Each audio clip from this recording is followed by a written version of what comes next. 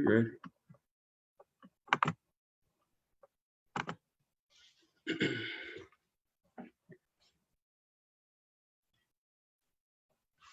Hello, everybody, and welcome to Black with No Chaser.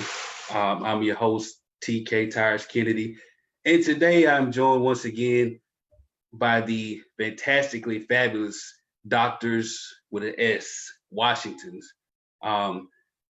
They came back because we had such an important, informative, and impactful conversation a few weeks ago talking about COVID-19, and with the situation being what it is right now, we decided that it was very necessary to revisit it, and that's why we're here. So, without further ado, Dr. Washington, y'all take it away.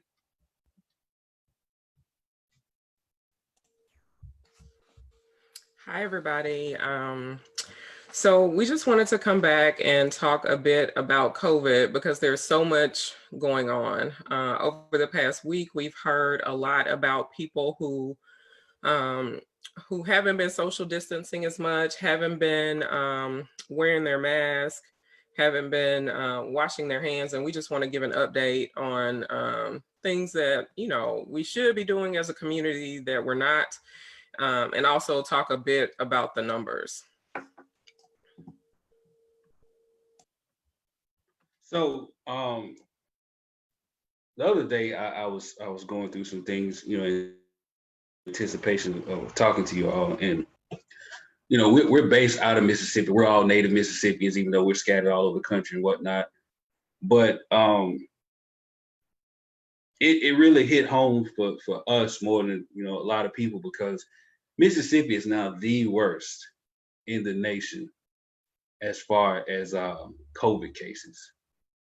I read that it's the new hotspot of the United States, and a lot of that is attributed to leadership, poor leadership, and the rest falls on us as people who are not doing what we're supposed to be doing. So I know you have a lot of information that you wanted to cover, Dr. Tanya, and I'm really looking forward to it. But it's we're in a sad state right now, and people who think this is a hoax, I suggest you really pay attention and take notes if you need to, hell, because it's real, and people are getting sick and people are dying, and we all need to come together, stop politicizing this shit, and humanize it, because that is where we at right now.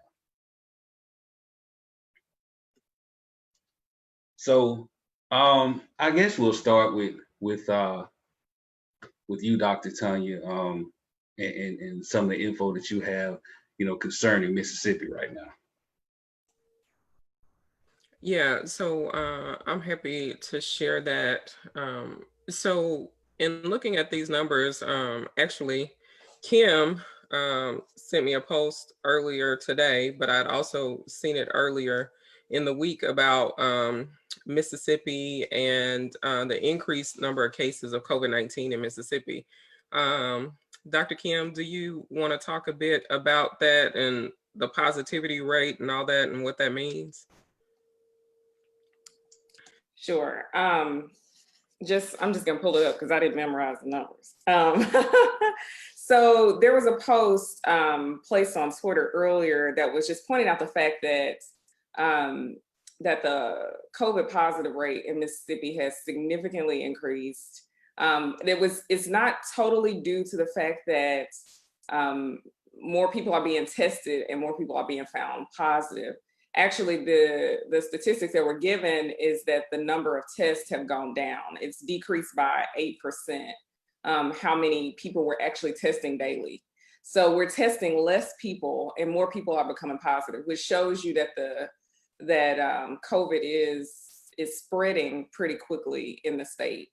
So that's something to obviously be concerned about and to care about if you live in Mississippi, if you travel through Mississippi, mainly because they're not doing as much as some other states like New York has done and that sort of thing to get this under control. There's not there's not as much control in general over the spread of the virus, including there's no mask mandate in the state.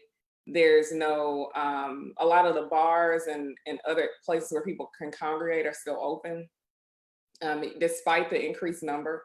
So these things are important. And then to throw into the mix the fact that Mississippi is largely an African-American state as far as population, and the fact that we are seeing that there's such a high risk of death amongst African-Americans due to this virus. And so you throw all of that in the mix and it can become, you know, we can get to a flashpoint very easily in the state because of that. So, and our hospitals, there's not as many large hospital facilities, there's not as many hospital beds, there's not as many ICU beds as larger states, as states that have more metropolitan centers. So in those situations, you can overwhelm the healthcare system very quickly and very easily with a virus like this. So those are the things that I think were important from that particular Twitter post, mainly to show that the number of tests that we're doing is decreasing in the state, but the number of positive tests that we're finding is increasing in the state. And that should be of major importance to Mississippians.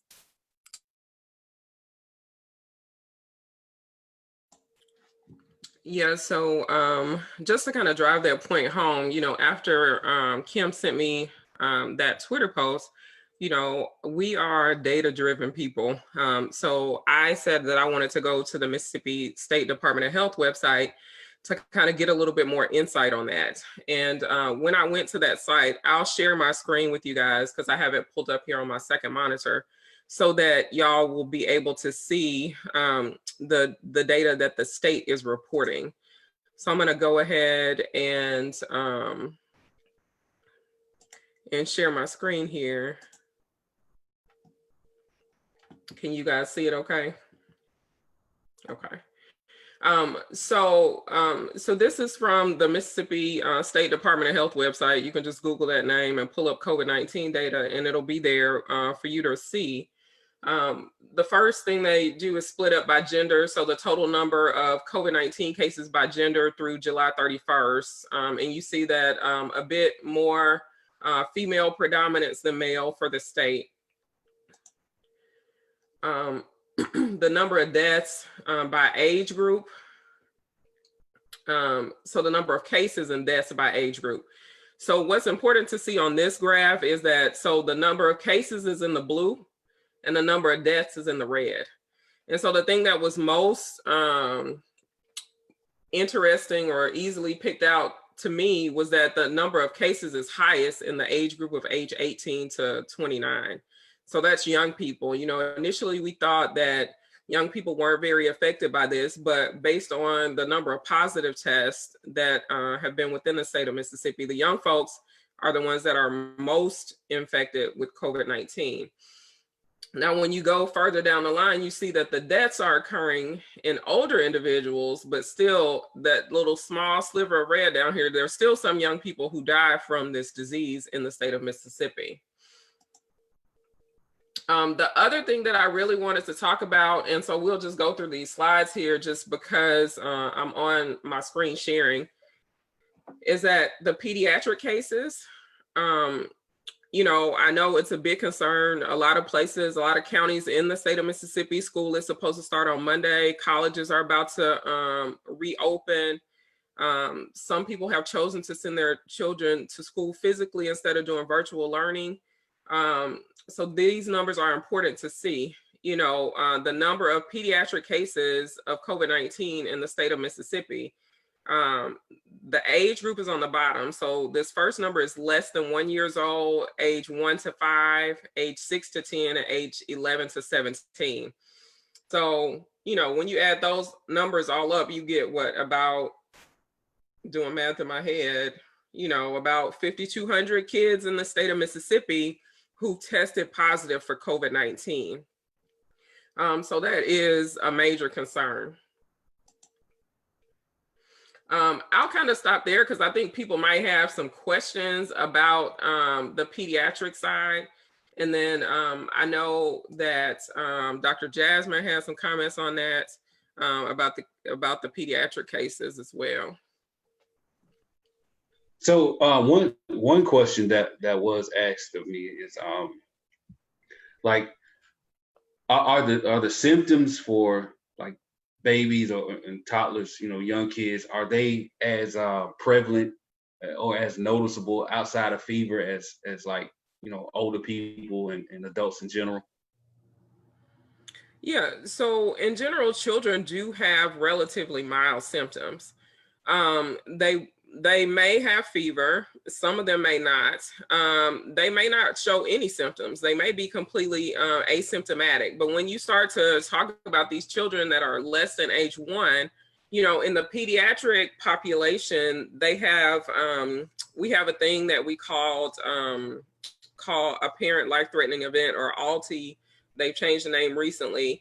And that basically means, so when babies have a period where they have apnea or they stop breathing and the parents may discover them and then they take them to the hospital, but then we can't really find anything else wrong with the child, or we don't know if there's something else going on.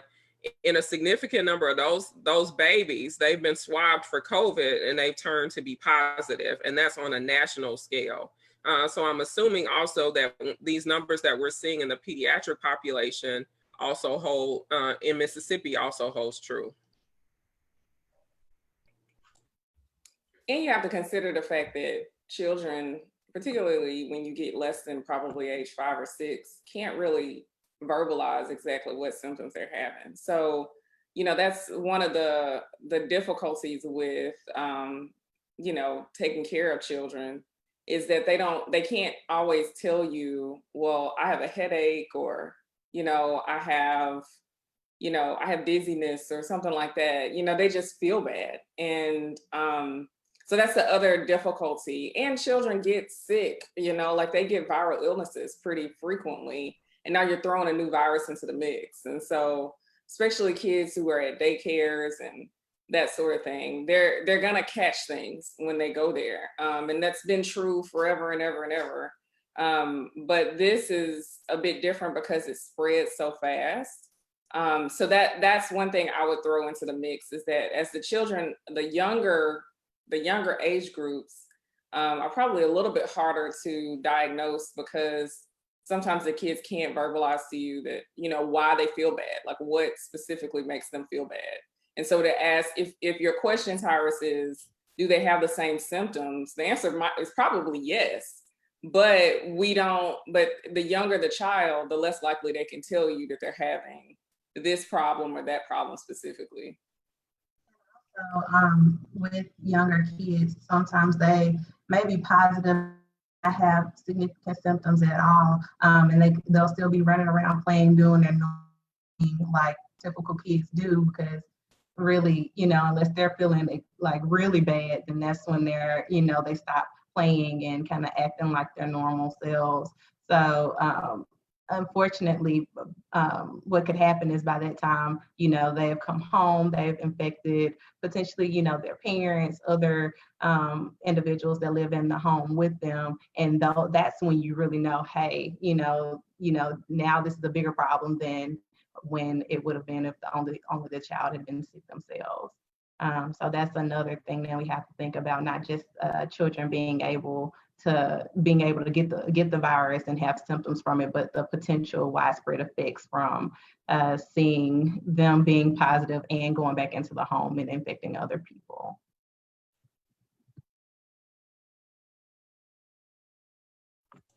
So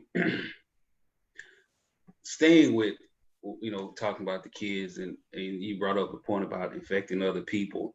We had someone just ask a question, and they asked that with all the students and teachers who were in class with a student who had a positive COVID test, would everyone have to stay home for 14 days now, or has it changed to where it's just that person who tested positive just needs to quarantine? Yeah, so I know we all got individual attitudes about this one, but school is. I hope all three of y'all, give your POV. Yeah, we talked about this briefly on the last one. School is a tough thing. we should have done better with this virus in the spring so we didn't have this problem in August. But, you know, we can't go back and fix the past. So school is difficult because there has been zero guidance from really anybody in this administration, statewide, regionally, nationally. There's been no guidance as to what to do in a circumstance when, if and when you do open schools, if someone tests positive coronavirus. This isn't something that we're going to have a problem with in 2020 or you know, fall 2020, spring 2021. This is something we're going to have a problem with for the next 20, 30 years. So the question is, you know, what happens when one student comes into school with a fever, gets sent home, and tests positive 3 days later for coronavirus? Does every person in that classroom have to stay at home for the next 14 days? Now, if we were going to do this right, the answer is probably yes. But we ain't really done nothing else right. So the likelihood that that's what we'll do is low, and that'll increase your risk of spread. And so it's a hard thing because we do need to get kids back in school in a safe way, but we don't even have guidance as to know when to shut the school down. And so without that, like whose job is that to give us that guidance? It's not doctors. Like, we've already told you how to decrease the spread of this virus. So it's not our expertise to tell you when a school should close. And so there should be someone in more of a public health role who can give us that guidance, and to determine how many people have to test positive, how much exposure you have to have in your school in order for you to know that this is too risky for either the children or the teachers or the additional staff within the school to come back to school. So we have to consider all of those things. Yeah, and then speaking specifically to that situation, so I saw that news article that was about a student in Corinth, Mississippi, and they had their first day of school, and then the student tested positive. So in this case, it was probably that this child had been tested for COVID and had a pending test before they went to school, and they didn't have that test result back before they went to school, and then came back and that test was positive. So that shouldn't have happened, period, because if there's a time when you have a pending COVID test, then you need to stay at home until you have that test result, regardless of the amount of time that it takes that test result to come back. Can you repeat that again, Tanya, for the people in the back? Repeat for the people in the back. If you have a pending COVID test, you should stay at home. Do not return to work, school, don't go to the grocery store, don't do any of those things until you get your test result back. And so I think we all can speak from experience because all three of us have had COVID tests for various reasons.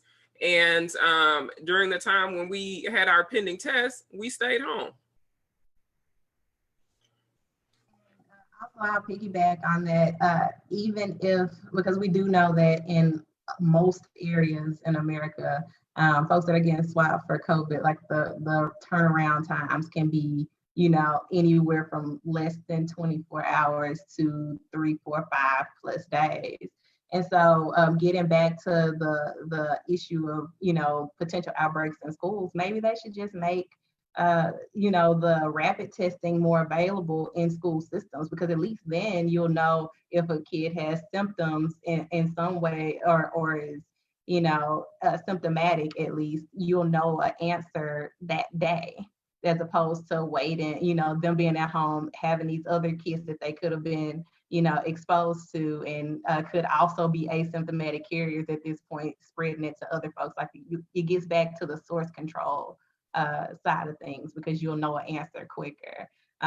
But as we know, how with testing capabilities not being to scale in the general public, you know, I'm less than optimistic about how widely available that will be to school districts, especially not just inner city school districts, but school districts out in the counties. So. And you got to consider too the cost associated with it. There's whole hospital systems or large hospital facilities that, trust me, are not losing money right now. that won't get rapid testing in their hospital. So in light of that, imagine a state-funded entity like school systems trying to get rapid testing within their school system. The likelihood is low. And the fact that they won't even, I haven't heard a school system speak yet about doing something as simple as temperature checks on students as they walk in. We can put metal detectors at the front door, but we can't put a temperature wand in a teacher's hand to check their students when they walk into the classroom. So there are some things that we can do. And true enough, temperature checks, once the person has a fever, all bets are off, but at least they didn't walk into their class. And so these are the sort of things that I haven't even heard. Now granted, I'm not in these school system meetings, so I have no idea what they're talking about, but where are the precautions? Are these students, are high school students going to wear masks? We don't know. I realize you can't necessarily get a kindergartner to keep a mask on nowadays, but starting about 6th grade, you should be able to, keep these kids with the mask on. So are we going to do that? How are they going to social distance in schools? Do they even have the space for that? When you have a school of 4,000 or 5,000 students and 20, 30 kids to a school, do you have a space to separate those desks that far? So there's a whole lot to this, and it requires a lot of guidance and a lot of different people with different educational degrees in multiple and various things to be involved in this process. And I'm not 100% sure, at least in the press, we're not seeing that these people are getting involved. Yeah, big picture, these are things that it requires a lot of planning. And, we've known about this being an issue at this point since, January of this year. So we've had, the time to do the planning.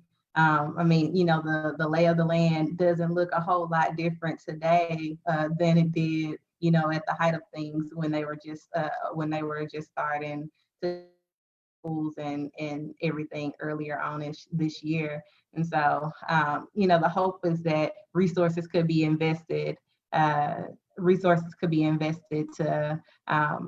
make this a safer transition for students. But unfortunately, I know that hasn't happened either.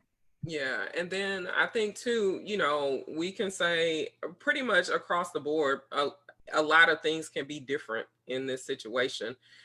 Then we also have to think, I'm kind of looking at the live feed too on Facebook, and I saw somebody said, can we expect parents to make that call and not send their kid to school sick when they know they have to go to work? And in many instances, it's about the parent being able to work to be able to afford to keep food on the table. And so sometimes they may not make that right decision, and the kids may go to school sick, and then they risk spreading. Or, there's no check and balance system where if people test positive for COVID, that there's some type of notification that goes out so that, we're assuming that people will be honest and they will do the right thing. However, what we know from practice, there have been multiple articles published recently. I saw one about a lady who was in Florida who wasn't feeling well, didn't want to go to a hospital in Florida, got on an airplane and flew to New York, and then went to the doctor and tested positive for COVID. So, we know that those same types of things are likely to happen in school systems, in businesses, in communities. How do you know that when you go to the grocery store, the person that just rolled their cart past you didn't get a positive COVID test this morning, but still decided to come out and get their milk and bread instead of using Instacart? We just don't know that. And so really at this point, we should be assuming that everyone that we come in contact with is COVID positive. And we should behave as such. And it's hard. It's that one scenario that Tanya just gave. It's tough because if you only have so many days off at work for a sick leave, right? Like you don't have, it's not a, an innumerable pool of days. And so, if if you've been sick already with whatever, maybe unrelated to COVID, and you used all your days, and then your child gets sick, and you got to take off days to stay at home with that kid, then what happens, right? So there has to be something that works between your employer, and these are discussions again that should be happening already because of the coronavirus. But people have chronic illnesses that keep them out of work, and that they've been managing for the last several years, a couple of decades. And now you throw COVID into the mix as well, and it makes it even more difficult. So, I mean, it's the school system has been as much of an educational system as it has been a sufficient daycare system for the last who knows how long. Now that you have more single parent homes, now that you have more 2-parent homes where both parents work, it's made it a lot more difficult for people to have for us to have something like a pandemic where those number of days off really needs to be fluid. And so that's something that needs to be addressed, not just with our school systems, like Tanya's saying, but even with company CEOs and HR departments. Because we've got to have a little bit of fluidness in that as well in order for us to get through this. Otherwise, a lot of people are going to lose their jobs because they are taking off too many sick days. So that becomes very difficult as well.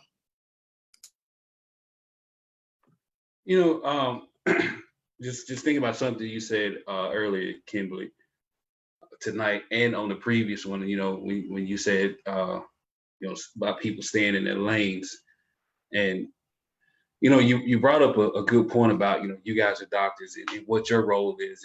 And I see that, one of our biggest problems is that the people who are in charge, who's supposed to make these types of decisions, don't listen to the people like you who are on the front lines, who know this type of stuff. Like, nobody listens to Dr. Fauci, it seems, but we had 8 million views of some lady who just came out of nowhere, saying hydrochloroquine is good. And she said a bunch of shit that was just irrelevant and just off the wall crazy. And, I'll talk about that later, but I think that's like, the major problem that we're having. And so with that being said, do you think, do you all think that maybe we are at a point now where masks and things should be like the national mandate, regardless of where you are? Yeah. And if so, how effective do you think that would be? Okay, so I think they've studied that, and I think I remember seeing something, and I can't remember, and I hate to give you guys, this information without giving you the specifics, but they have studied it and shown that masks can decrease spread of COVID. I don't know if there is a way to know exactly how fewer people could potentially have gotten COVID if there was a mask mandate. But from what I understand, there is studies that suggest that it can't hurt. So here's, and the way that I look at this, again, I know you just mentioned for us on the front lines, like I said, I'm a surgeon, I operate on people. COVID doesn't require an operation. So that's my disclaimer, is that I don't manage acute COVID patients, okay? I can say that despite the fact that Dr. Stella Emanuel won't point out the fact that she does not manage it either in that regard, or she manages it in her clinic, quote unquote, and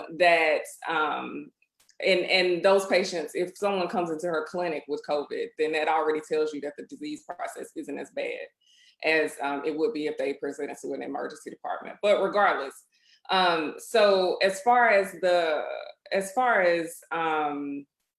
and now I got off topic because I started thinking about that woman.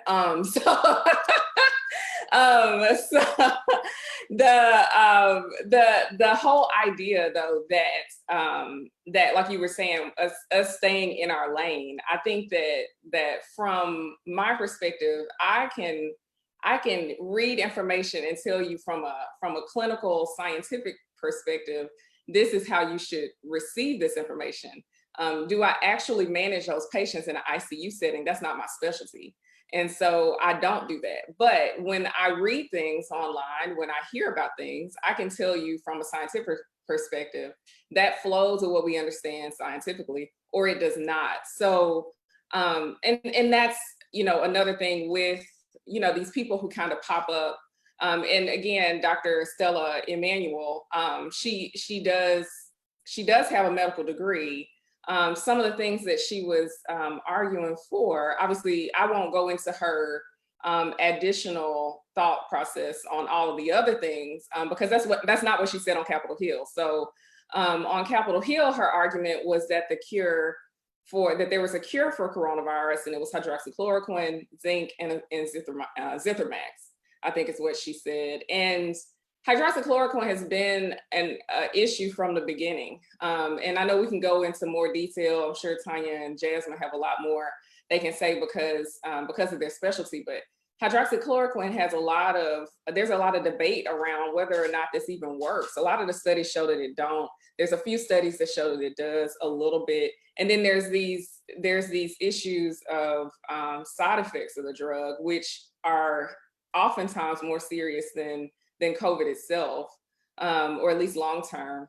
And so you have that. Zinc obviously is a mineral. I mean, it's something that we get in our food. They fortify our breads with it. And so the fact that, you would throw that out as a potential element of cure, that's something that we get in our foods. Additionally, Zithromax, which makes zero sense, seeing the fact that zithromycin is an antibiotic. And we talked about this on the first thing that, coronavirus is a virus and not a bacteria. And so antibiotics do not work directly against viruses. Okay, so you got bacteria, living things, you got viruses, non-living things, and antibiotics only work against living things. And so, so for her to throw that out as an element to it, I don't think you can make an argument that it directly works because of the properties by which the drug works. So there are several things that just didn't make sense with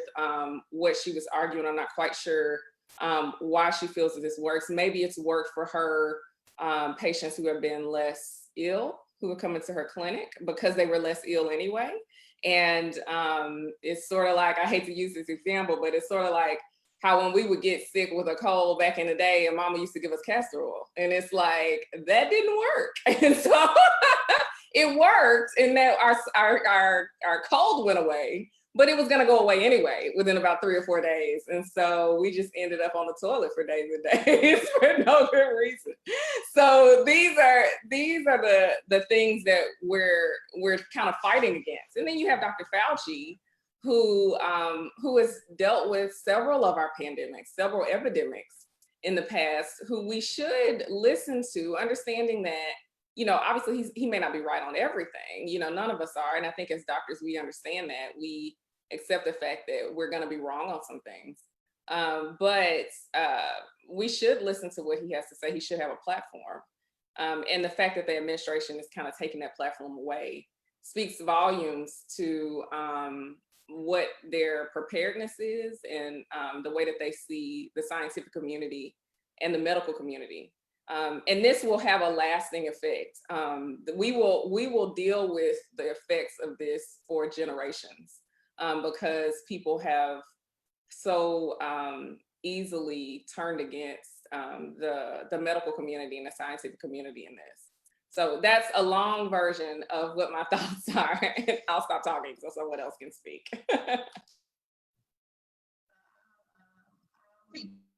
What Kim said, I mean, unfortunately, just the way that, the government has treated Dr. Fauci and his expertise in this area kind of lends itself, as Kim said, to how they view this issue.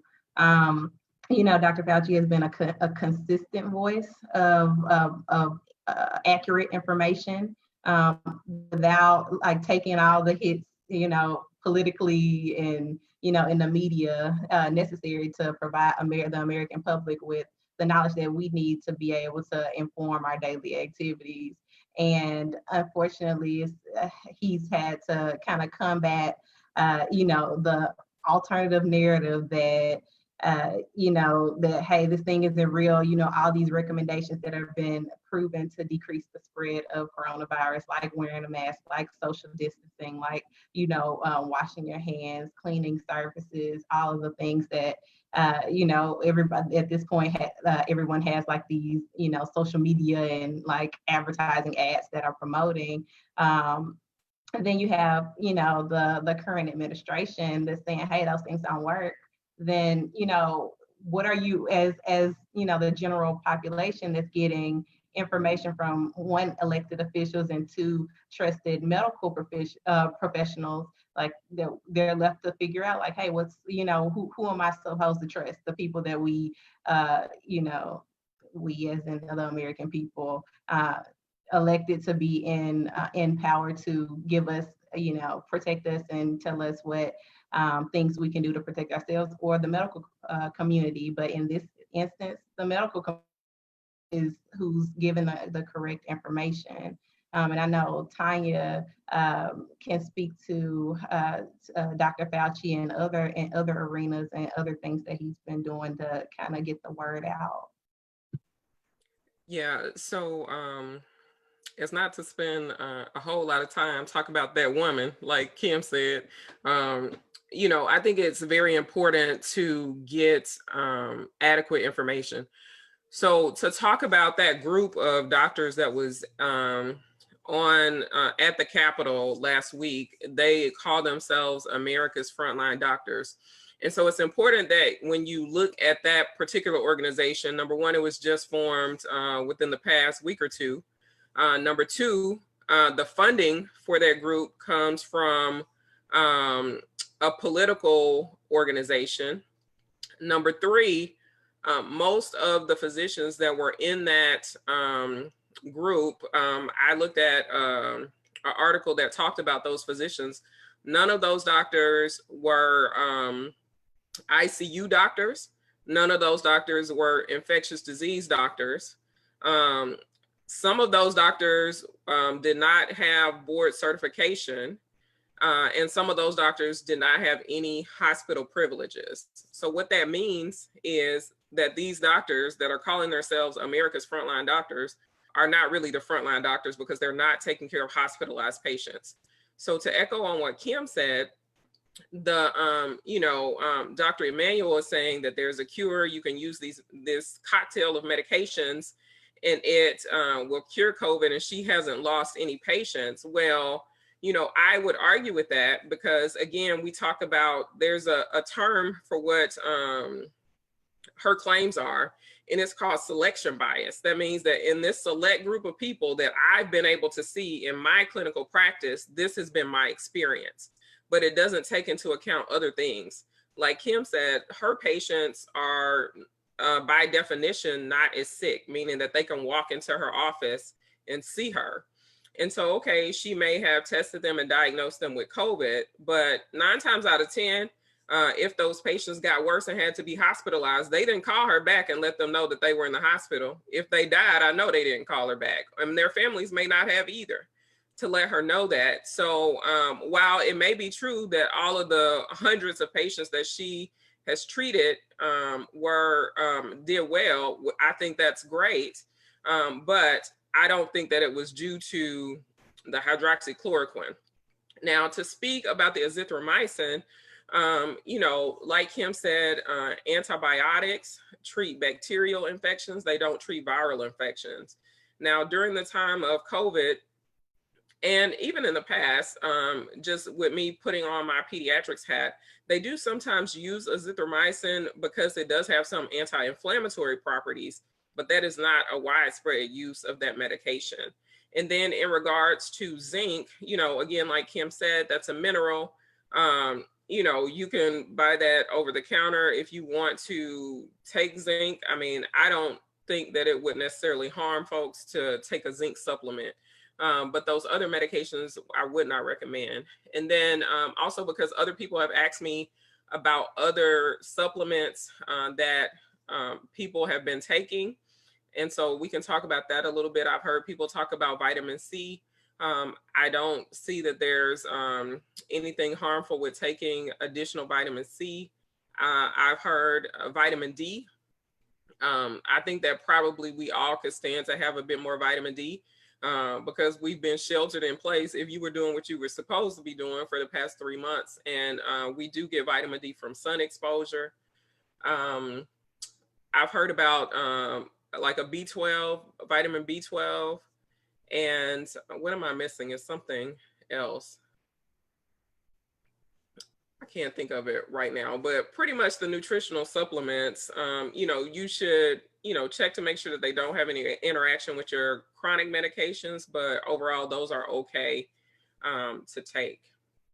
So that's pretty much what I wanted to talk about on that. And I'm not trying to like belabor this point, but I mean, Dr. Emmanuel, she a pediatrician, right?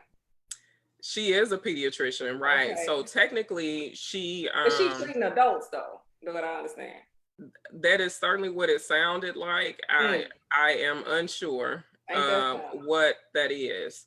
I'm unsure if that's exactly the case, but I'm not trying to put a business on Front Street, but she did get on TV on Capitol Hill. I mean, when you get on TV, all bets are off now, the internet got you. Right. That's just like us. I mean, if you want to know what our credentials are, Google us. Yeah. We're all board certified. Every single one of us board certified. We've been tested and proven, legitimate. So she's not board certified either, is she? That would be a no. Okay. So anyway, you can take her recommendations if you wanna, but I'm just throwing it out there, just since we did our research and because we do our homework.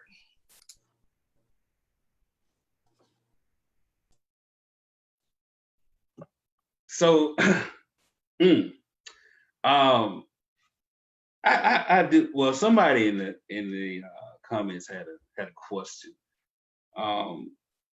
We brought up Dr. Fauci, and they said that Fauci spoke to prevention.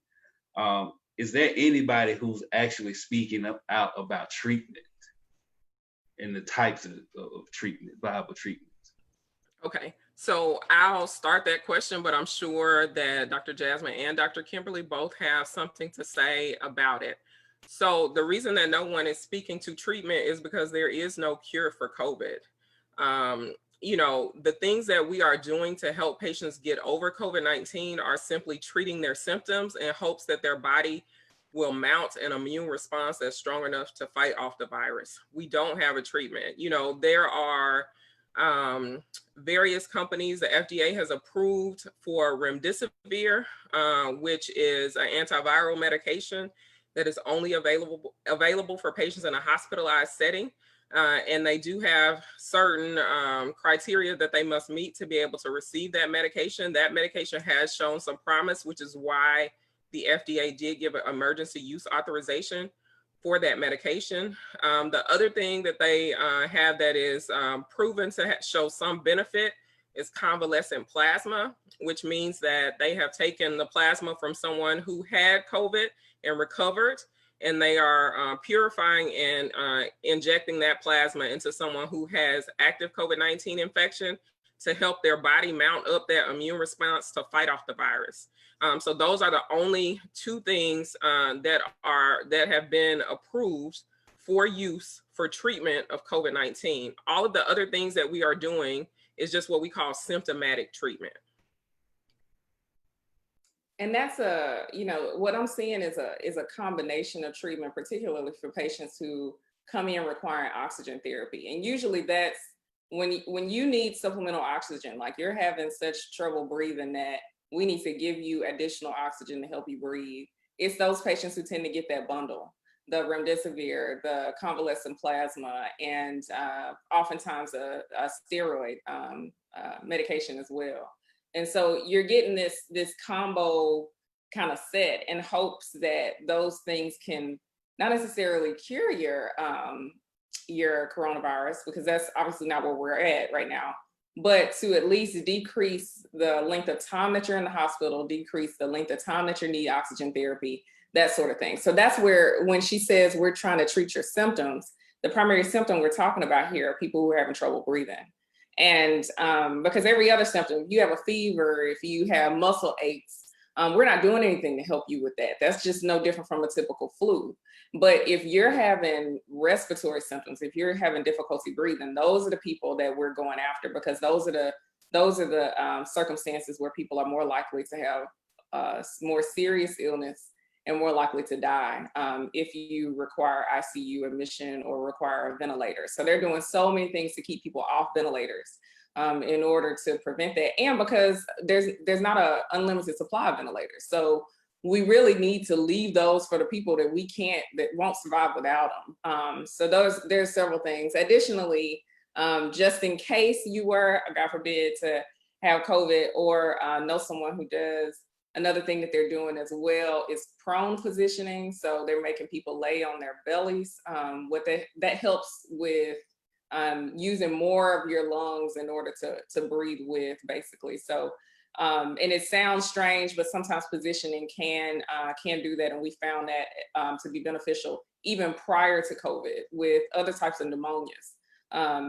We found that placing people on their bellies will help them breathe a little bit better. So if you have a family member and they call you from the hospital and it's like, they're making me sleep on my belly, that's weird, that's some of the things that we're doing. So as a medical community, as far as that goes. So it's a combination of things, but it's mostly, we're pretty much all for people who come in with respiratory symptoms, with lung problems related to their COVID.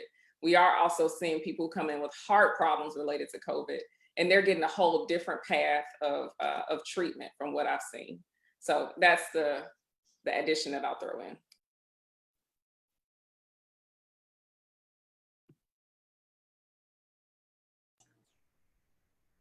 Jasmine, was there something you were going to say? I saw you unmuted for a period.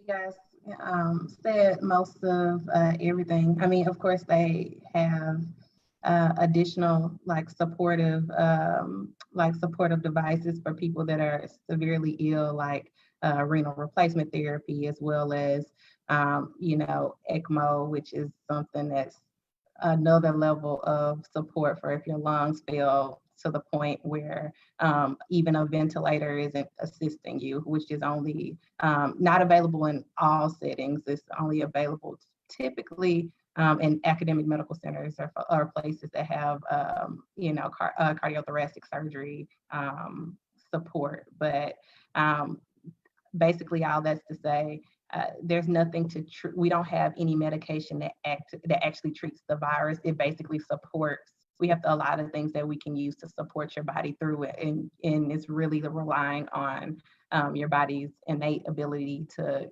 kind of fight this virus off on its own. And when we still don't know, who are those people that are gonna, get sick and turn around, or who's gonna get sick, improve and then get severely ill again. We still don't know enough about this virus to tell really anything about which people these are that are getting severely ill to need these supportive devices. Yeah, and then one other thing that I will comment on is that, this, the treatment of COVID and the management is still moving. There's so much more that we know about this virus here at the beginning of August than we knew back in March. So there are things that we did at that time, like give patients hydroxychloroquine. Once we realized that it didn't work, then that fell out of favor. When we found out that intubating patients early wasn't the best thing to do, now we're delaying intubation until it's absolutely necessary. And when we say that, that means that, there are a number of people who have severe respiratory disease, like they're in the hospital and they're on 100% of oxygen by face mask, and they're on that for days or weeks before they can wean down. Where in previously before COVID, if I'm in the hospital and I see my patient who's on 100% oxygen, if they're still struggling to breathe, meaning breathing fast, or I think that they're getting tired, then I would have put that patient on the ventilator. But we know that in COVID, it's important that we delay putting the patients on the ventilator as long as we can. because that improves their survival. So that's what we're doing now. And then Jasmine talked about ECMO. ECMO is extremely complex. It is not available widespread. It's only in academic medical centers. I think that the survival rate for COVID is in patients who have to have ECMO is very low. So if you get to the point where you are having to have ECMO, then you know that is not a good situation.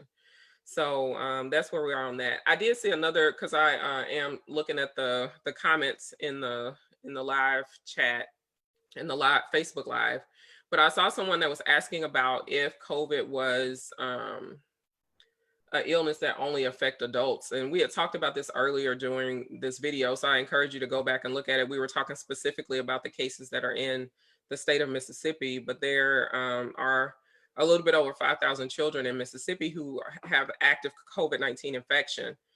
So that is a significant amount. And then if I can share my screen again, what I'll do is there is a listing. It's a graph, and it's okay. I mean, it's not a little bit hard to decipher, but I'm happy to share it anyway, just to kind of bring home the point.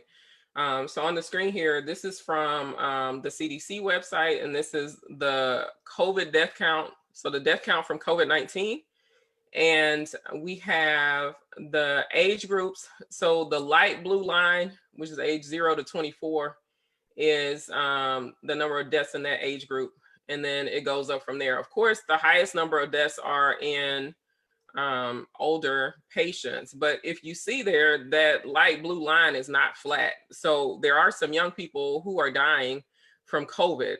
One of the limitations to this information is that really they're only reporting 0 to 24. They're not breaking it down into the younger age groups. But there have been reports of babies dying. There have been reports of toddlers, young kids, adolescents, and young adults dying from COVID infection. So no, it is not an illness only for adults. Well, I honestly think that the question was raised because Kimberly talked about Stella, being a pediatrician, but she talked about treating adults, and I think that maybe they want to know is is there a differentiation between someone who strictly deals with pediatrics versus someone who deals with adults. Like, is there I don't really know how to ask it, but that was my take from their comment. Not so much as I mean, everybody knows it affects kids, but I think they're feeling like Dr. Stella may have been dismissed because she's a pediatrician rather than a general doctor, I believe. Maybe this may be helpful to some folks just to kind of break it down. So there are really three types of what we call primary care doctor. Well, I'll say three types of primary care doctors. One, you have a family practitioner who sees everybody from young kids to the elderly. And then you have pediatricians who see from as soon as a baby is a newborn all the way up until it's kind of a gray area, but we'll say hard and fast, like 17, 18. Sometimes they see folks that are kind of transitioning from high school to college kind of thing for a little bit longer. And then for internists or internal medicine physicians, we end up seeing patients that are typically 17, 18 on until the end of life. And unfortunately, it's not, unless you interface with the health system frequently, like you don't really think there's a big difference between all of these doctors, because as I mentioned before, some some pediatricians keep on, you know, certain pediatric patients that have like lifelong or diseases that were acquired when they were younger. They keep them on longer than normal. And some internal medicine physicians also pick up younger, slightly younger patients like 17, 18, just because they're becoming of age. So I don't know if that helps, but by her being a pediatrician, by definition, she's not certified to treat patients that are in the adult range, because you have to think about a wide range of other disorders and diseases that just aren't as prevalent in younger age groups. Well, that explains it pretty good for me, Hal. So I got you. I'm sorry to interrupt, Tyrus. I think that we can even break that down even a bit more. Kim, did you have something to say about that?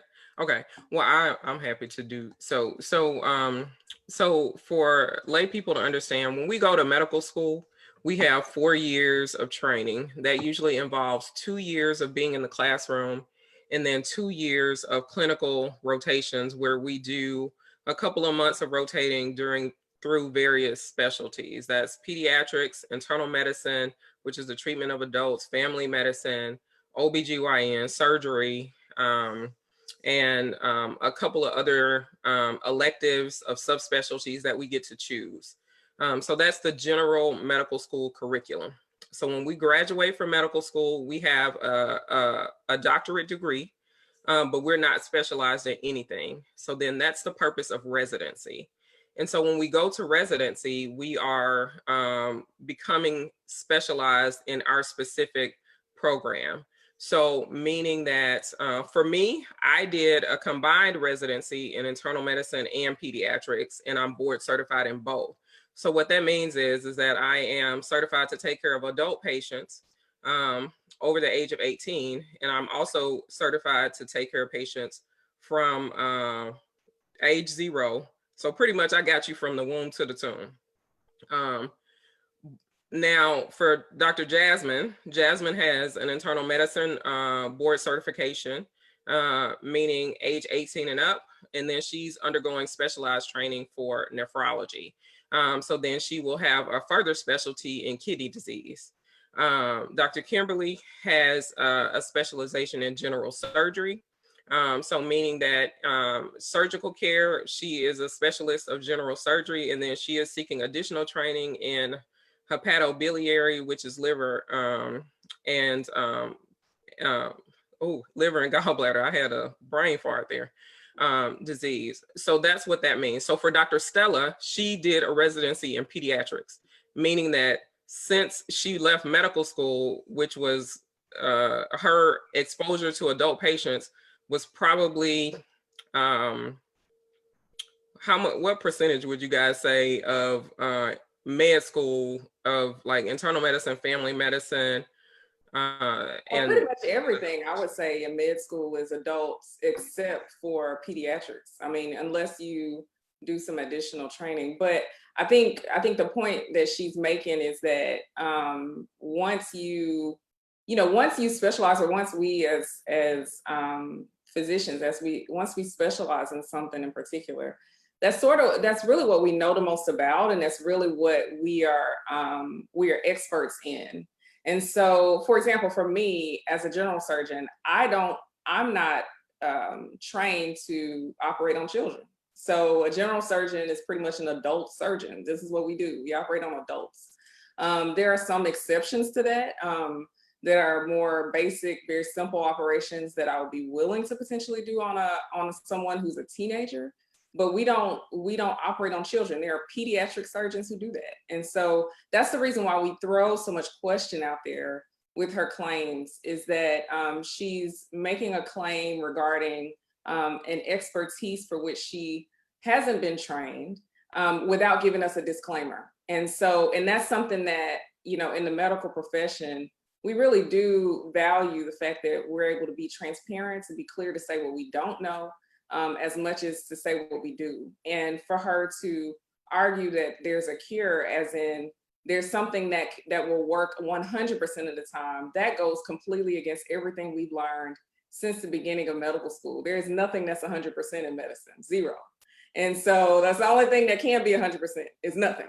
And so, so for you to argue that there's something that will work for everyone, it's misleading.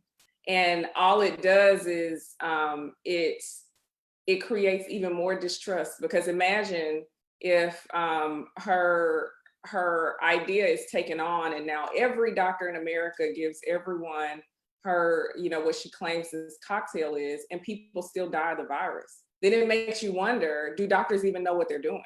Well, we'll tell you, sometimes we're not very great, at what we do, because the human body is its own machine, and so we aren't 100% all the time, but we do the best we can, and we're honest about what we do know and what we don't know. And what I'll say right now is we don't know of a cure. I realize she just said that we do, but we do not. And so that's something that we got to be, as physicians, we've got to be clear to people about, is that we have ways to treat the symptoms that are not perfect, but we do have ways to do that. We do not have a cure. We do not have a cure. We do not have a cure.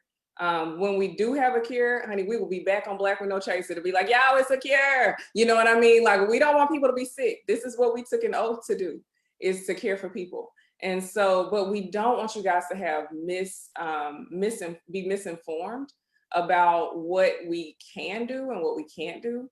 And that's the reason why we are so forceful against people who make such statements, is because it will make us all, it will only hurt all of us. It won't help anyone when we put out wrong information. So nothing personal. I mean, I would sit down and talk to this lady, but but for her to say that there's a cure, that there's not one.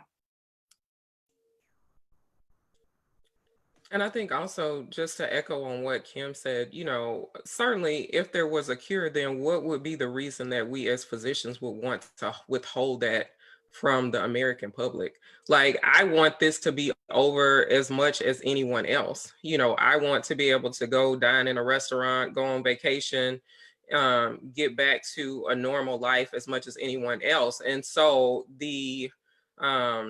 just even the suggestion that us as medical professionals are withholding this life-saving cure is really absurd, because if there was a cure, we would certainly offer it to everyone. And it wouldn't, I know I would personally, I just don't think that, one person making a claim based on a couple hundred patients that they have seen does not equal something that is good for the entire population of the United States, when we have scientific evidence that it's not.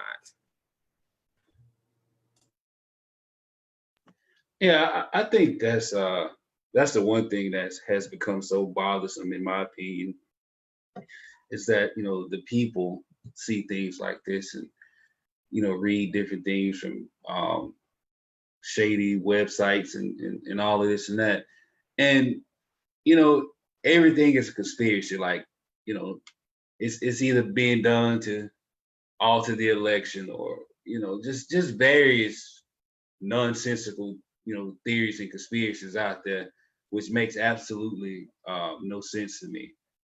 So that's one of the biggest things that we all are fighting against, is not only just the misinformation, but just the outright stupidity that's just going on right now. I kind of want to shift real quickly before we get out of here. Dr. Kim, you said way earlier that this is something that we'll be dealing with for generations, years and years to come. One question that was asked, which was a little more immediate, is about what are some of the long-term effects to the body that doctors are thinking people will deal with because of COVID, whether it's the liver, lungs, is there something that they're noticing or can pinpoint and say people will have problems with this, and this down the line? This is a new virus. We're learning as we go, but the concern is that people could have long-term lung damage from this virus. They could have long-term heart issues, really long-term kidney issues, really any organ system that's affected while you're ill. Like, could you have some residual effect? The hope is that with, any other virus, like, the common cold, like or the flu, you get it and then you get over it, and it's not generally no big deal. There are some folks that still have, residual effects from that if they have severe illness, but by and large, it's something that you have symptoms and then get over it. But unfortunately, with this virus, because it affects so many organ systems, if you get severely ill, that the effects can be pretty wide. And it's hard to say if this will be something that if, because we're following these patients as we go, if these things will improve over time, or if these organs that are damaged during the initial infection, if they improve with time, if they stabilize, if there are residual symptoms. But that's yet to be seen. But we have seen patients that still, after getting over coronavirus, still have symptoms of like shortness of breath or increased mucus production, or residual kidney disease because they were so severely ill, or other things.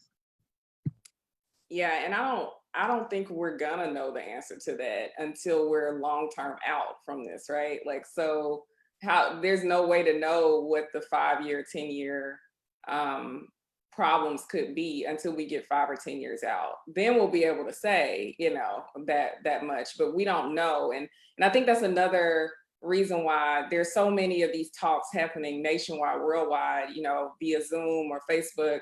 The reason why these things are happening and there's so much misinformation is because the general population is watching the medical community work this out. And we've never had to see that on this scale before, right? Like, people who have no exposure to the medical community has never had to watch us trial and error how to treat something before. We watch it in movies, right? And the pandemic type movies where the head scientist is ignored when initially he says something, hint hint. But like we've seen it in movies, but we've never actually seen it be worked out in time. And we've done this as a scientific community for hundreds of years, where people have gotten sick, ill, died of disease processes as we figure out how to treat them.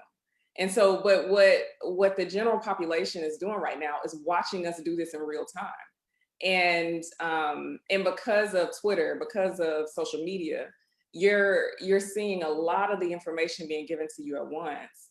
And so that's the reason why I think this is so hard for people to accept and to understand, is because you're seeing this when normally we either figured that out 50 years ago, or we're figuring it out behind the scenes and it's not affecting as many people. But now you're seeing us do this for the entire human population for a disease process that could affect any or all of us.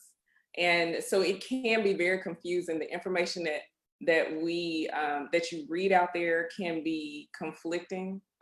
We're used to seeing that, in our surgical literature, in our our medical literature, in our medical books. We're used to seeing studies that conflict one another, and us trying to make a decision as to what's the best option for any particular patient.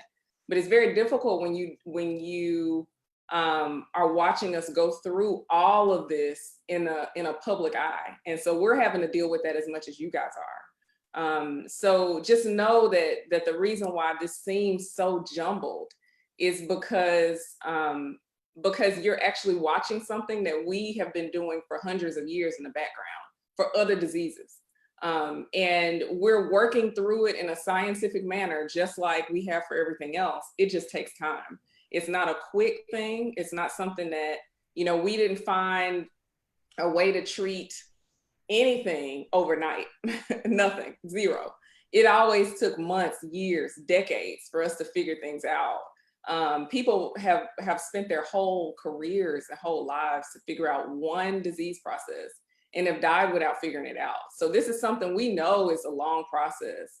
But yes, to answer your question, Tyrus, when I said that this is something we'll deal with for decades, then it is true, because we have first, before this even happened, we had a sizable anti-vax community in America, which hasn't gotten smaller because of this. It's only gotten larger.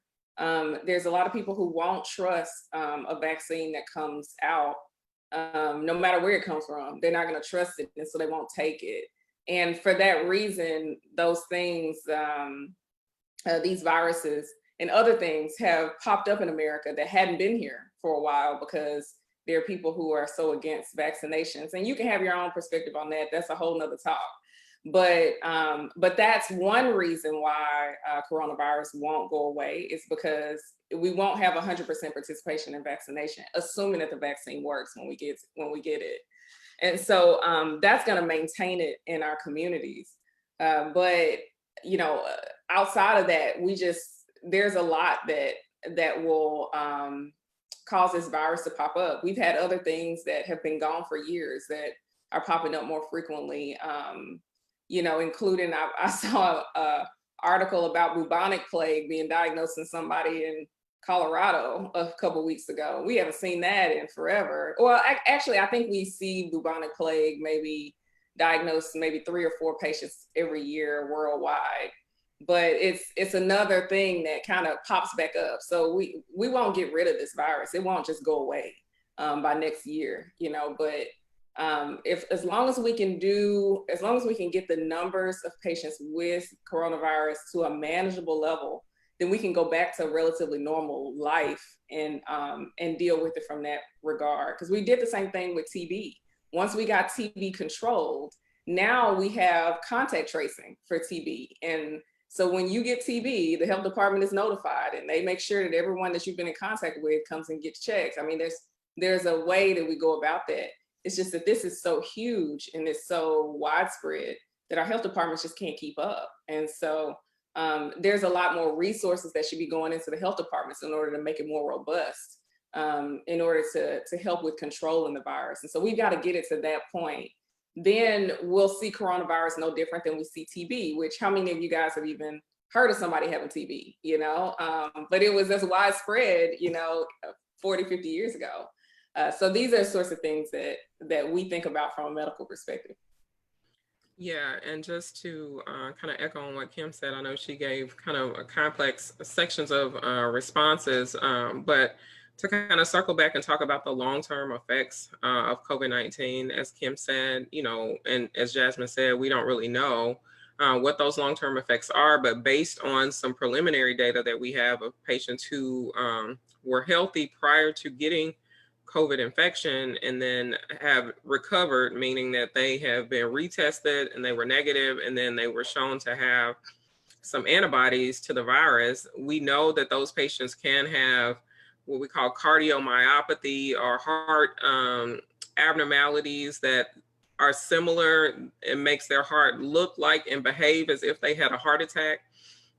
We know that some patients have an increased risk of clotting, like blood clots, whether in the legs or in the lungs or in the brain, which causes strokes. So a lot of patients who are being discharged from the hospital and who are being diagnosed with COVID and, you know, who don't require hospitalization, they're starting those patients on blood thinner medications. So there's some people that say that they have like chronic fatigue. I know Kim and Jasmine commented on like asthma symptoms that are being worse and things like that. So that's something that's been pretty major within the recovered patients.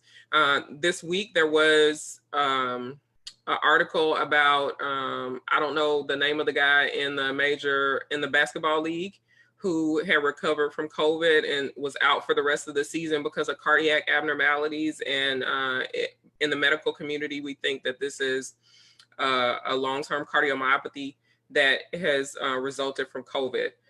So that's something that we are going to have to keep our eyes on. You know, it's something to be concerned about for sure.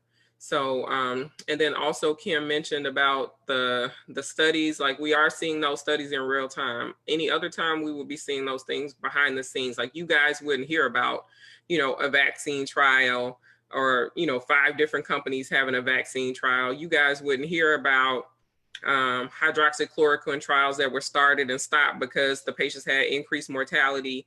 You know, you wouldn't hear those things normally. It's just because this disease is so prominent that that's the reason why you hear these things. We're doing these things all the time. And so, you know, it's important that you understand the way we disseminate information as a medical community and the way that we prove treatments are effective for general populations. You know, also on the vaccine trial, you know, I know they were talking about the phase 3 trials for the Moderna vaccine in conjunction with the NIH this week. You know, the photo that they chose was an African-American lady who was enrolled in the trial. You know, I certainly commend her for that and being the face of that that study. I do think it's important that as African-Americans, we opt to participate in clinical trials. You know, we won't be able to say that, you know, this vaccine that's coming about, it, you know, has not been tested on African-American folks. You know, there are a multitude of medications that have been tested, you know, and then we found out later that, you know, this particular class of medications isn't appropriate for African-Americans. And the reason is because it wasn't studied in that population in the past. So, you know, at least we will know that there are African Americans who've been in the vaccine study, and then they can look at long-term side effects, or if anything needs to be different, if doses need to be different, if the interval of how the medication is administered needs to be different, or anything, if anything needs to be changed or modified about that medication. So I'll close on that. And just to be clear on who that athlete was, that was the Boston Red Sox pitcher, Eduardo Rodriguez, who's out for the season because of heart issues related to his COVID diagnosis. And so, like I said, we have no idea, you know, like honestly, what all could potentially happen. I've even heard of someone who had, you know, kind of borderline kidney disease, who got COVID, got sick from COVID, and is now on dialysis. And so we're not talking about things that develop new necessarily out of your COVID diagnosis, but some things will worsen that you already had, you know, because you got sick from COVID. And so it's you know, if you already have kind of marginal kidneys, your kidneys are sort of working and sort of not. Something like a really bad flu or you know, really bad infection or really bad COVID infection could knock you into becoming a dialysis patient when, you know, you could have potentially without it been years away from dialysis. So that's something else to consider when it comes to long-term effects of COVID. It's not just the new stuff. Sometimes it's your old stuff. And then one thing I just want to throw out there, I know we talk so bad about hydroxychloroquine, but that drug actually works in some patient populations, particularly things like lupus. If you have lupus, or if you get diagnosed with lupus and your doctor wants to put you on hydroxychloroquine, don't fight it, okay? I know we talk so bad about the drug. It's used for that. And so there are certain things where these drugs are used, we know they're FDA approved for. And in those circumstances, obviously don't tell your doctor no, or don't like not want to take it because of the heart side effects or something like that. Just know that these drugs are definitely used. One thing I'm being told to talk about, which we talked about on a phone call between us before, is just as a reminder or something like that to throw out there for everyone. When, let's say, we talked about before that let's say you have a fever, you feel muscle achy, and you go to the doctor in order to get a COVID test. We talked about earlier on the call to make sure that you quarantine between when you get that COVID test and when that COVID test comes back, or when you start feeling like you have symptoms, this could be COVID, and you can't get in to see your doctor for 2 days, then start to quarantine when you get symptoms. stay away from people. But in order to do that, remember that it does take a bit of planning on the front end and preparing for being the fact that you're quarantined. Like you literally cannot go anywhere. And one of those things is that you ran out of food, like you don't keep enough groceries in the house for 3-4 weeks, like our mom does. You run out of food.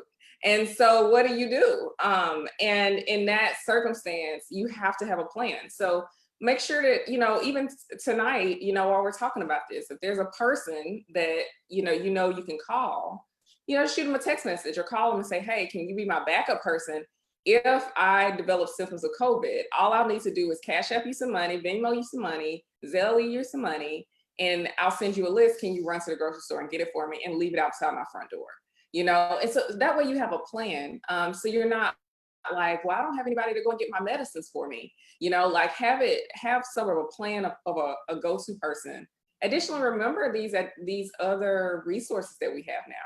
We have Instacart, we have all these other things. Go ahead and create that account and connect it to your credit card or wherever, so that if you develop these symptoms, then you're already set. Because remember, we're at the end of our summer here. And so we're heading into fall, and closer to the end of fall, we're going into flu season. So a lot more people are gonna have these symptoms, whether they have COVID or not. We're still gonna be saying the same thing. You just have the typical flu. We're gonna tell you to quarantine like you got COVID. And so in that situation, who is your point person? Who will go and get your medicines? Who will go and get your groceries? Who will take care of some things that need to happen outside your home? And, just make sure that it's set up so that they can leave your groceries at the front door. They just knock on your door. You'll come out and get it after they walk away. But that protects other people from catching the virus from you. And so once you develop symptoms, when you immediately realize, oh my goodness, something's not right, at that point, that's the point at which you need to quarantine, even if you don't get to your doctor that day to get that COVID test. And that can be very, very difficult to do, but it has to be planned. There are people that we've heard about who have had positive COVID tests, have gone to the grocery store. These things should not be happening. You're increasing the risk that those grocery store workers are getting sick. And we need them to be healthy, okay? Because they are the only way that we can get food, okay? So we need the grocery store workers. They are essential. We need, these other people who are in essential roles to stay healthy, which means that as the general public, we have to be very hyper aware of the fact that we may be symptomatic. Is there something going on? Maybe I should stay home. So that's one thing I was reminded to talk about, is to make sure that you're prepared. And this is no different than if you live on the West Coast and they tell you how to prepare for an earthquake. If you live in the Southeast and they're telling you how to prepare for a hurricane, these are the same types of things. Think of it as any other natural disaster.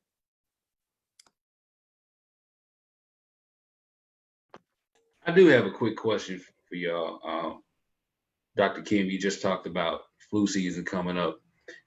Is it smart for people to take the flu vaccine as well, to continue doing that, or if you don't normally take it, to go ahead and take it?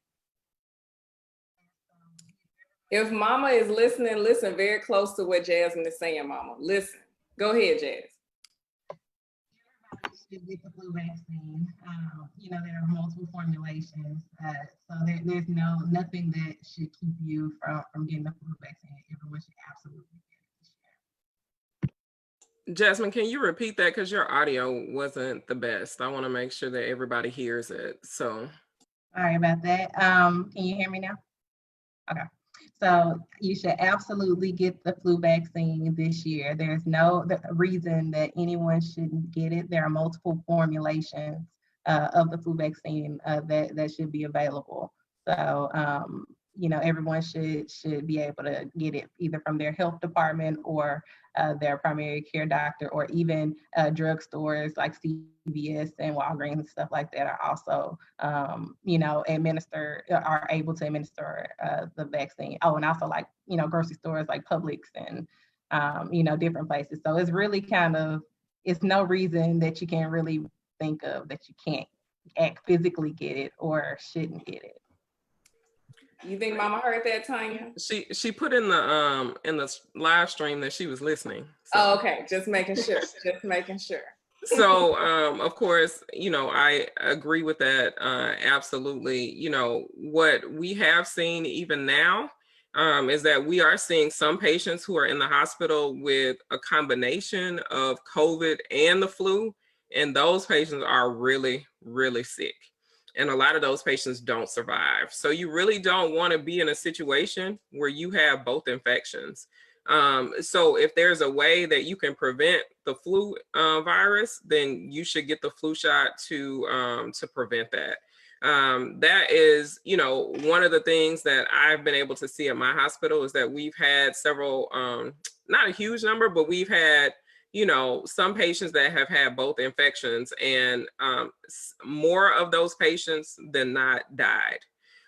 So we don't want to, I don't really want to see what that will look like in the fall if people are having both COVID and the flu. I mean, right now we're looking at a situation, particularly in states like Mississippi, that are hard hit, where the healthcare system is almost overwhelmed now, and we're looking at only COVID numbers. We saw in the news where, in the state of Mississippi, there was like one ICU bed available in all the major medical centers, one ICU bed total. If we get into a COVID versus and flu situation, it's going to be, it's really going to be dire. So then one other point that I will make is I saw this circulating on some of the college websites or some of the college groups, and they were talking about for college students who decide to go back to campus, or college students who are living independently. They talked about having like I guess that emergency bag that's packed for in case you get a COVID diagnosis. A lot of the college campuses are saying that if students get a COVID diagnosis, then they have to leave campus. Like what are you going to do? Or if you have to be hospitalized, you have to have someone to go back to your place and get the things you need. They're saying you should go ahead and pack a bag just in case that happens, meaning, have a phone charger there, have a list of, chronic medicines that you take, your medical conditions, next of kin contact. Make sure you have, a couple change of clothes in there. Things like that, things that anything that you would need for 3 to 4 days if you wouldn't be at your house. So I think that's something that's important. That's something that I had not really thought of before I read that, but it makes a lot of sense. And it kind of goes back to what Kim was saying, like, the folks on the West Coast with the earthquakes and the Southeast with the hurricanes, make sure that you're prepared.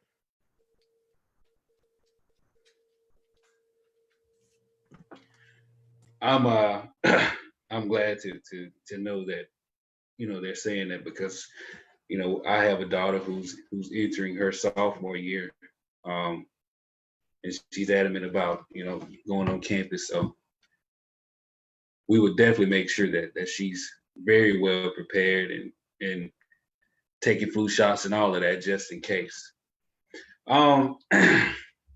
We've been going for a little bit, and I know we just talked about being prepared and things of that nature. Is there any other, like not warnings, but any other suggestions or anything you all want to close with to tell the people that they should do moving forward? I'll reiterate what I think I said this on the last one, but just again, the squeaky wheel gets the oil. So stay involved if your family members end up in the hospital. Most places nationwide still are not allowing visitors in the hospital with their family members. So stay involved, be available by phone, make sure that your phone number is written on the dry erase board. I feel like that's a nationwide thing, and like every hospital, there's a dry erase board in the room. Make sure that there's a phone number or multiple phone numbers that people can contact you. And then when you haven't heard from a doctor or anybody for a day or so, about your family member, be on the phone, like bug the heck out of us in order to get an update. Because this is what we do for a living. Like, we didn't go into medicine so that we could take care of patients that didn't talk to us or family members So we're used to that part of it as well. So just make sure to stay involved because you are the best advocate for your family member in a hospital setting. Make sure you're talking to somebody. Make sure that you have them take the time to explain what's going on. And that's not just for COVID. That's for everything, because you can't be there for anything. You can't be there if your mom has a heart attack right now. And so just make sure that you are asking a lot of questions and getting a clear understanding, and in order to stay abreast of what's going on with your family in the hospital. Hey, appreciate that, Dr. Kimberly. Dr. Jasmine, we have a question for you in the comments. Felicia asks, Dr. Jasmine, there are different formulations of the flu virus. When should you take the 2020 version of the vaccine? When it's first available, or wait? Whenever it's first available in your area. Typically, it's probably going to be early September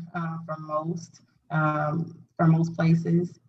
And so whenever it's available to your in your area, make sure that you're able to get it.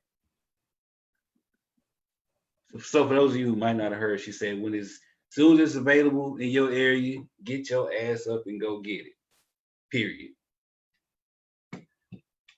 So this is the second time y'all been on, and as just like the first, it was very impactful, very informational, and I look forward to talking to y'all every single time, and hopefully the next time we sit here talking, it'll be about some good news as far as COVID is concerned, but I do think if people listen to the tips and the strategies and whatnot that you guys are giving out, and other doctors and other highly trained, trustworthy medical professionals are giving out, I think we can get to the point where there will be a reasonable amount of normalcy, and I hope it's soon, because I want to go on vacation again.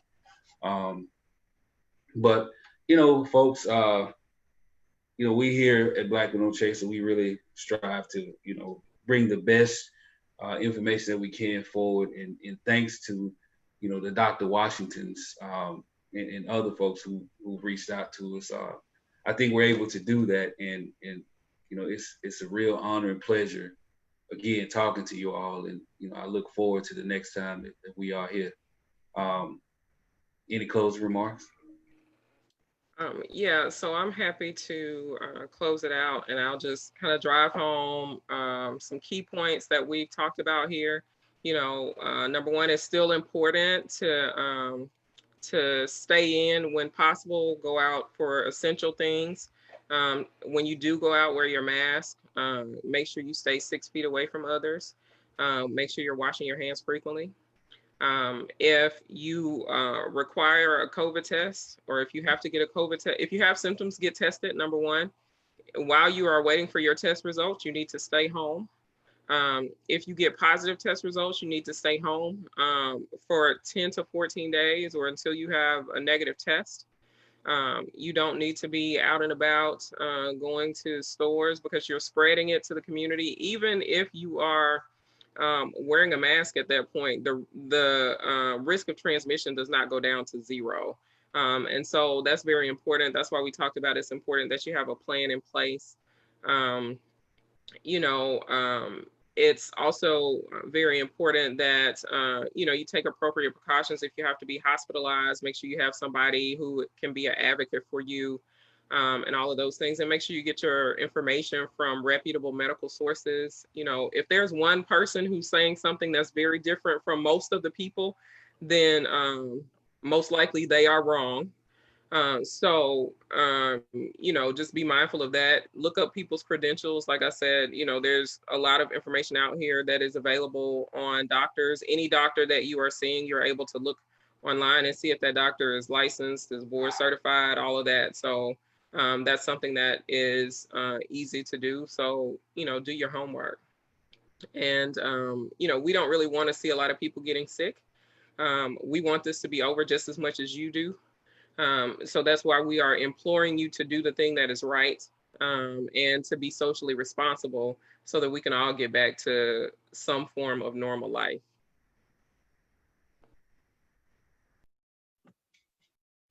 And there you have it. Closed out by the big sister, Dr. Tanya. Again, I appreciate, you know, all three of you taking the time to do this. It's much needed, and I really hope that, you know, it did help.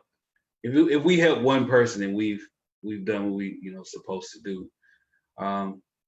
As they say in the church, if our hearts and minds are satisfied, I think we can, you know, close it out, and hopefully again, the next time we talk, it'll be some good news.